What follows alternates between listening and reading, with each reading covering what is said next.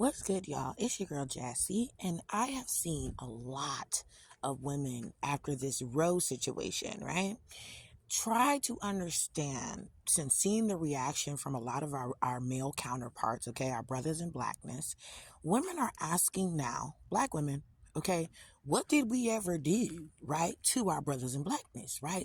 Why do our brothers in blackness hate us, right? Why do our brothers in blackness treat us this way? Okay, so as a former educator of elementary school kids, to be exact, I often see a lot of similarities between children in K through 5 and grown ass people. So what's going on with our brothers in blackness, our male counterparts, is two things. The bullied becoming the bullies, okay, as well as these a bully becoming a bully to feel good about their own selves and their own lives, okay? So I'm going to walk you guys through this and make a correlation between child bullies and what we're seeing with our brothers in blackness, all right? This is a fun connect the dots.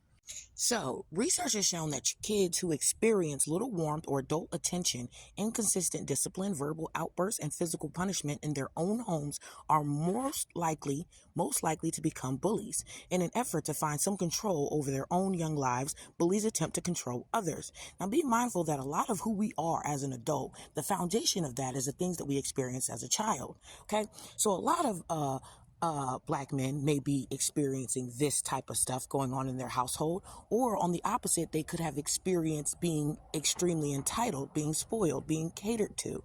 And that gave them the thought process that they have the right to control others. Now, when we throw in social constructs such as sexism, they are taught from a young age that they are superior to women and that women are inferior to them.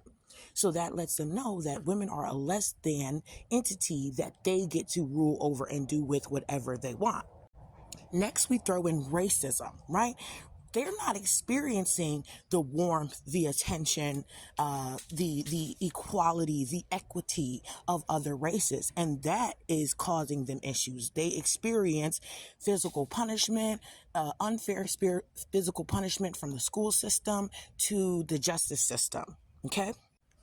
And all of that accumulates to them feeling a need to have control over their lives somewhere. Because honestly, when you think about dealing with oppression, it makes you feel like you have a lack of control over your environment. So with there being so much that our brothers in blackness feel like they can't control, the one thing they feel they can and should be able to control is black women. Let's go. So let's get into some more reasons of why they engage into bullying and the bullying of black women, because that's exactly what's going on here. And I like to call things a spade a spade. Our brothers in blackness are bullying black women. They need power and control. These children need to be the leader, need to dominate their peer group, and want other children to look up to them. They may come from a home where they witness abuse or dominance by one parent over another, or they themselves may be the victim of abuse or harsh punitive behavior by a parent. This is why I said that, we really need to do an overhaul of parenting styles, but that's a whole nother conversation for another day. So simply follow me or subscribe if you're watching this on YouTube for that whole piece. They lack empathy for others.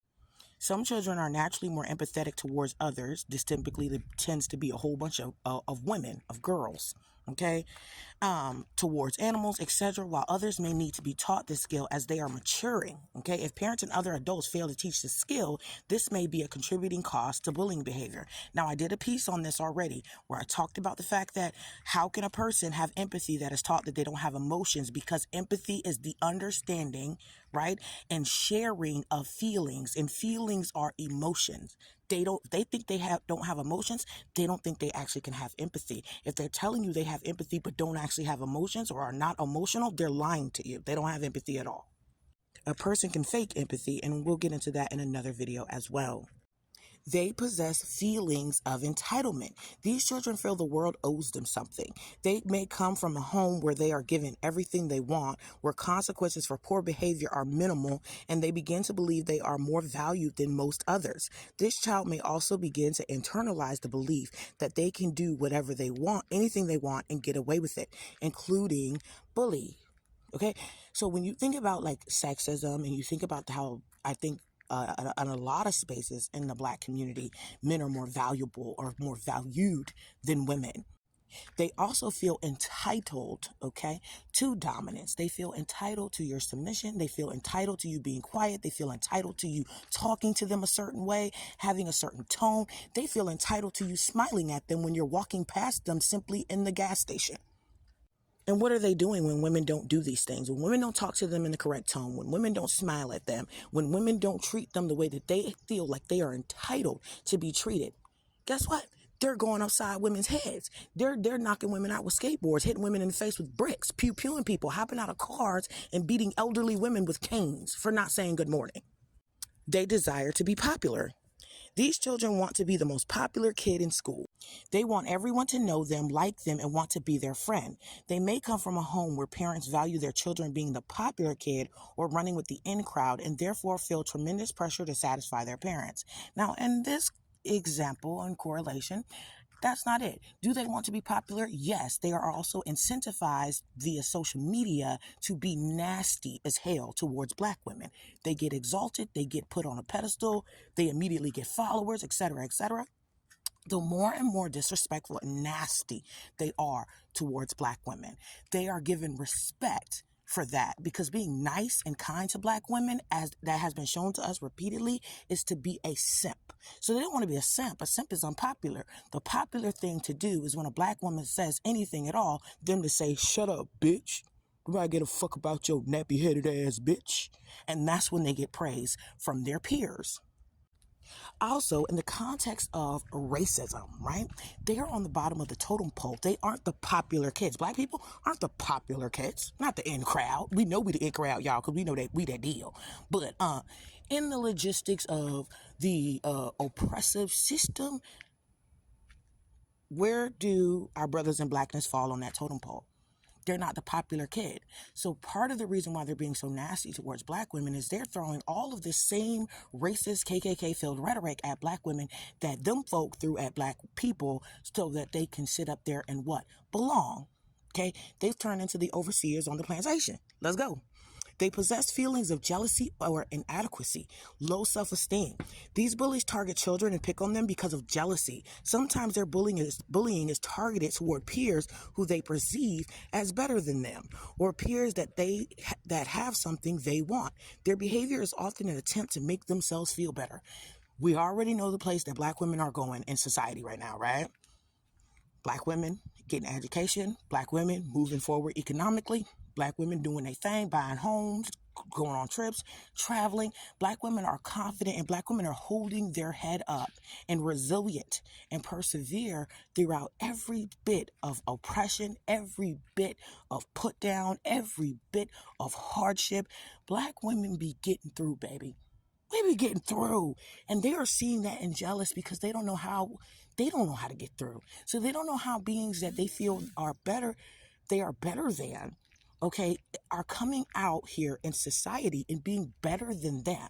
That's why they try to humble us all the time. And humbling us is in alignment with bullying us, right? Because how do they humble us? They bully us to humble us. Let's go.